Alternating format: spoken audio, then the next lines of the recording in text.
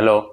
ఇవాళ నా daily sunlight కోట అయిపోయింది. సన్లైట్ వల్ల బాడీలో విటమిన్ D3 తయారవుతుందని మీ అందరికీ తెలుసు. అందుకు మనం మార్నింగ్ వాకింగ్ వెళ్ళడం ఇలాంటివి చేస్తుంటాం సన్లో ఎక్స్పోజ్ అవ్వడానికి. బట్ అది ఏ టైంలో ఎఫెక్టివ్గా అవుతుందని ఎప్పుడైనా ఆలోచించారా? అసలు మన బాడీకి విటమిన్ D3 ఎందుకు అవసరం? ఎందుకంటే మనం ఫుడ్ ద్వారా కానీ సప్లిమెంట్స్ ద్వారా కానీ తీసుకునే కాల్షియం బ్లడ్ నుంచి బోన్కి వెళ్ళడానికి ఇది హెల్ప్ చేస్తుంది. ఇది లేకపోతే మనం తీసుకునే కాల్షియం ఓన్లీ 10-15% మాత్రమే బోన్ దాకా రీచ్ అవుతుంది. సో ఇది ఎఫెక్టివ్గా రీచ్ అవ్వాలంటే D3 అనేది తప్పకుండా అవసరం పడుతుంది.